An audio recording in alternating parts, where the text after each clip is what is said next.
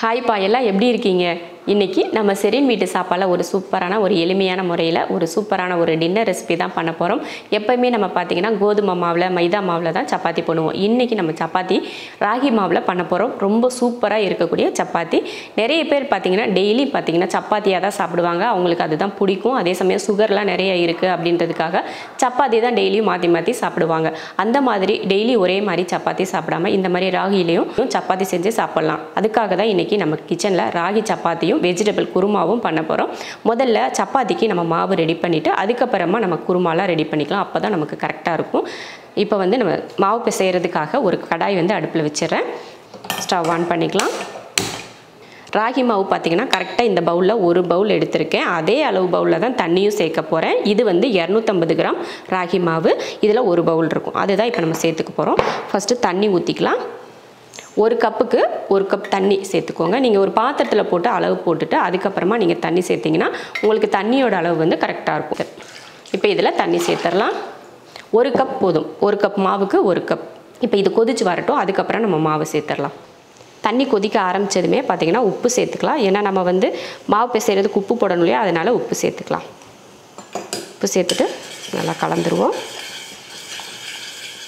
நல்லா கொதிக்க ஆரம்பித்ததுமே இப்போ அடுப்பை ஆஃப் பண்ணிடலாம். ஆஃப் பண்ணிவிட்டு மாவை வந்து கொஞ்சம் கொஞ்சமாக போட்டு கலந்துக்கலாம்.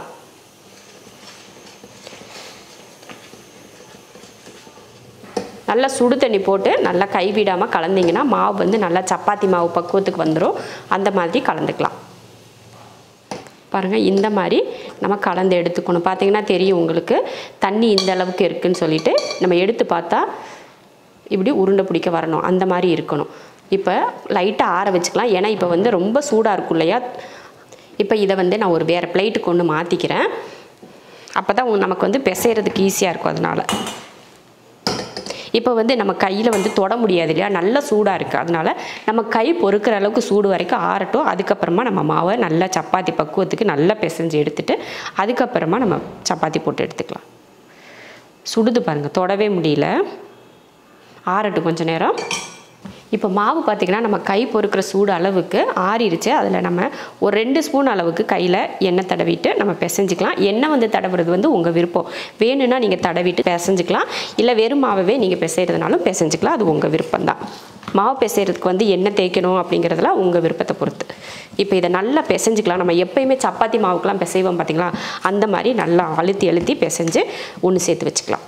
லைட்டாக சூடு இருக்கிறப்பவே இதெல்லாம் பண்ணிக்கோங்க. ரொம்ப ஆறி போச்சுனாலும் ஒரு மாதிரி வரன்னு ஆயிரும். அதனால் லைட்டாக வெதுப்பாக சூடு இருக்கிறப்பவே நீங்கள் இந்த மாதிரி பண்ணி வச்சுக்கோங்க.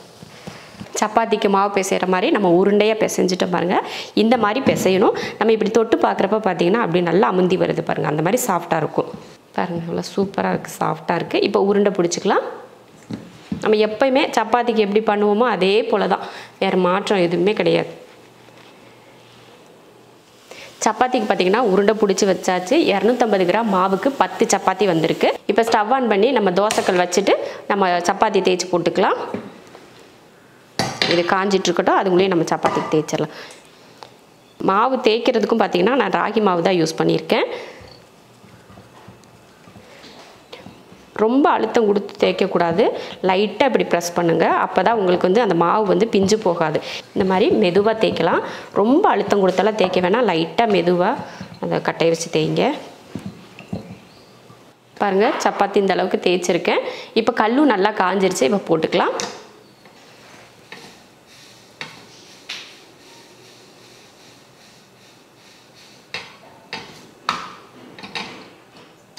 பாருங்கள், சூப்பராக உப்பி வருது பார்த்திங்களா. நம்ம கோதுமை மாவு சப்பாத்தி மாதிரியே பார்த்திங்கன்னா நல்லா உப்பலாக உப்பிட்டு வருது பாருங்கள். கலர் மட்டும்தான் டிஃப்ரெண்ட்டாக இருக்கும். டேஸ்ட்டெல்லாம் சூப்பராக இருக்கும். லைட்டாக எண்ணெய் தேய்க்கிறதுனா தேய்ச்சிட்டு திருப்பி போட்டுக்கலாம். ராகி சப்பாத்தி நம்ம நார்மலாக சாப்பிட்றோம் அப்படின்னாலே நம்ம லைட்டாக எண்ணெய் தேய்ச்சி நம்ம சப்பாத்தி பண்ணால் நல்லாயிருக்கும். எண்ணெய் பிடிக்காதவங்க எண்ணெய் சேர்க்க தேவையில்லை. லைட்டாக எண்ணெய் விட்டு ஒரு ஸ்பூன் அளவுக்கு நல்ல மேலே சப்பாத்தி மேலே எண்ணெயை தடவிட்டு நீங்கள் வந்து திருப்பி போட்டு எடுத்துக்கோங்க. ரொம்ப ரொம்ப அருமையான டேஸ்ட்டில் இருக்கும். அதே போல் ராகி மாவை வந்து வறுக்கணுமா அப்படின்னு கேட்டிங்கன்னா வறுக்கவெல்லாம் தேவையே இல்லை. நம்ம இங்கே கடையில் வாங்குகிற மாவை நீங்கள் அப்படியே சேர்த்துக்கோங்க. எக்ஸ்ட்ராவெல்லாம் வறுக்க தேவையில்லை. எண்ணெய் போட்டதுக்கப்புறம் நல்லா 2 பக்கமும் திருப்பி போட்டு நல்லா வேக வச்சு எடுத்துக்கோங்க. இல்லை உங்களுக்கு அடுப்பை சிம்மில் வைக்கணும்னா கூட அடுப்பை சிம்மில் வச்சு நீங்கள் வேக வச்சுக்கலாம். எப்பயுமே நம்ம கோதுமை மாவு சப்பாத்தியும் எப்படி பார்த்தீங்கன்னா உங்களுக்கு டக்குன்னு வெந்துடும். அதே தான், இதில் எந்த மாற்றமும் கிடையாது. அதே சப்பாத்தி தான் இதுவும். ஆனால் என்ன, கோதுமை மாவு வந்து நம்ம 10 நிமிஷம் 20 நிமிஷம் ஊற வச்சுட்டு அதுக்கப்புறமா சப்பாத்தி செய்வோம். இந்த ராகி மாவில் உடனே செய்யலாம். நம்ம ஒரு 10 நிமிஷம் கூட தேவையில்லை. நம்ம அந்த சூடு ஆறுறதுக்காக மட்டும்தான் நம்ம வெயிட் பண்ணணும். அந்த டைம்லையே இந்த சப்பாத்தி நம்ம பண்ணிக்கலாம். இப்போ பாருங்கள் சூப்பராக வெந்துருச்சு, எடுத்துக்கலாம். இது சாஃப்டாக இருக்குமா அப்படின்னு உங்களுக்கு ஒரு டவுட் இருக்கும். கண்டிப்பாக ரொம்ப ரொம்ப சாஃப்டாக இருக்கும். இப்போ இதை நம்ம மாற்றி வச்சுக்கலாம். உங்களுக்கு நான் லாஸ்ட்டில் பிச்சு காட்டுறேன். இப்போ இதை மாற்றி வச்சிடலாம். இப்போ மாற்றி வச்சாச்சு. இதே போல் மீதி இருக்கிற சப்பாத்தியும் நம்ம தேய்ச்சி எடுத்துக்கலாம்.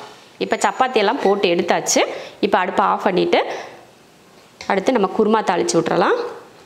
நம்ம இப்போ வெஜ் குருமா தாளித்து விட போகிறோம். அதுக்கு குக்கரில் தான் நம்ம தாளித்து விட போகிறோம். ஏன்னா குக்கர்லனா சட்டுன்னு ரெடி ஆயிரும் இல்லையா, அதுக்காக தான். ஒரு 2 விசில் விட்டாலே சூப்பராக குருமா ரெடி ஆயிரும். அதனால் குக்கர்லேயே தாளித்து விட்றலாம். எண்ணெய் ஊற்றிடுவோம்.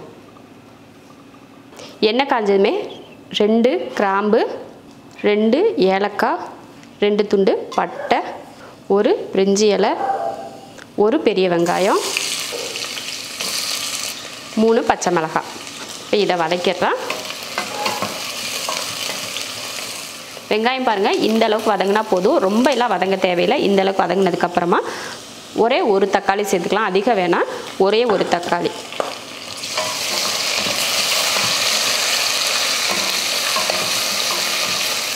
தக்காளி சேர்த்ததுக்கப்புறம் 1 கேரட், 4-5 பீன்ஸ், 1 உருளைக்கிழங்கு, சின்ன உருளைக்கிழங்கா 1 உருளைக்கிழங்கு, 100 கிராம் பச்சை பட்டாணி, கொஞ்சமாக உப்பு சேர்த்துடலாம். உப்பு சேர்த்துட்டு இதை நல்லா அந்த தக்காளி மசிகிற வரைக்கும் வதக்கி விட்டுறலாம். காய் வதங்குறதுக்குள்ளே நம்ம தேங்காய் அரைச்சிட்டு வந்துடலாம். இதில் 5 ஸ்பூன் அளவுக்கு தேங்காய் துருவல் சேர்த்துருக்கேன். ஒரு 5லேருந்து 6 ஸ்பூன் அளவுக்கு சேர்த்துக்கோங்க. 1/2 ஸ்பூன் அளவுக்கு சோம்பு, 1/2 ஸ்பூன் அளவுக்கு கசகசாவும் சோம்பும் ஒரே அளவு சேர்த்துக்கலாம். அப்புறமா ஒரு சின்ன துண்டு பட்டை.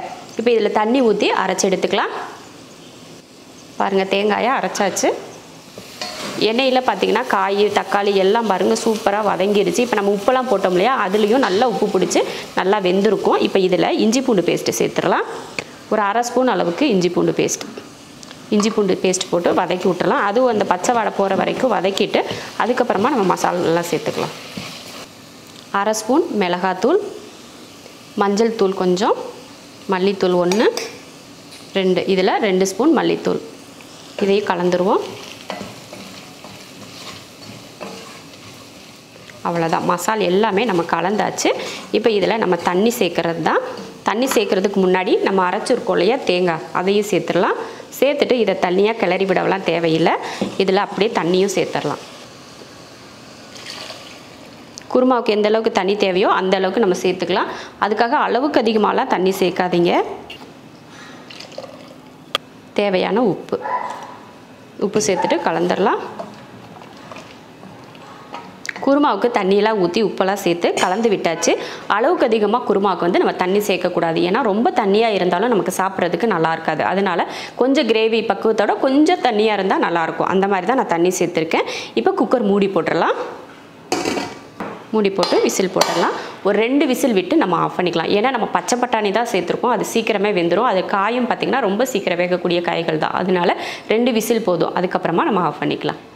குக்கரில் குருமா தாளித்து விட்டு 2 விசில் விட்டு ஆஃப் பண்ணி பார்த்திங்கன்னா ஸ்டீமும் நல்லா இறங்கிருச்சு. நம்ம சப்பாத்தியும் ரெடி பண்ணி முதல்ல வச்சுருக்கோம் இல்லையா, அதுவும் சூப்பராக பாருங்கள் ஹாட் பாக்ஸில் போட்டு சுட சுட ஆவியாக இருக்குது. இப்போ இதை எடுத்து பார்க்கலாம் எப்படி இருக்குது குருமா அப்படின்ட்டு.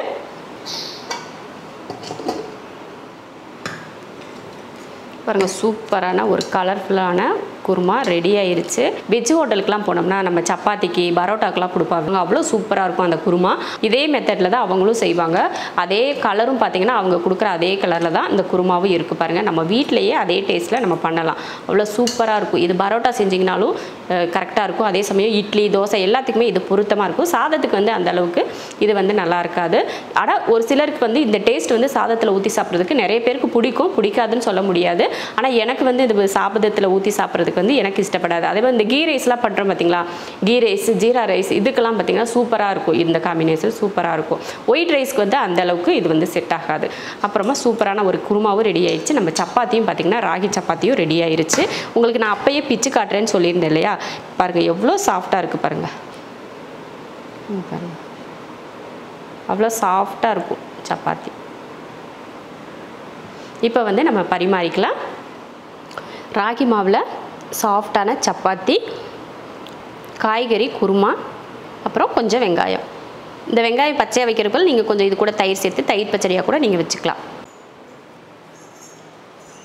சூப்பரான ஒரு டின்னர் ரெடி ஆயிடுச்சு. எப்பயுமே பார்த்தீங்கன்னா நம்ம கோதுமை மாவில் தான் சப்பாத்தி பண்ணுவோம். இந்த மாதிரி ராகிலையும் நீங்கள் சப்பாத்தி பண்ணலாம். ரொம்ப ஈஸியான வேலை தான். அதே போல் இதுக்கு தகுந்த மாதிரி குருமாவும் பார்த்தீங்கன்னா அவ்வளோ அருமையாக இருக்கும்.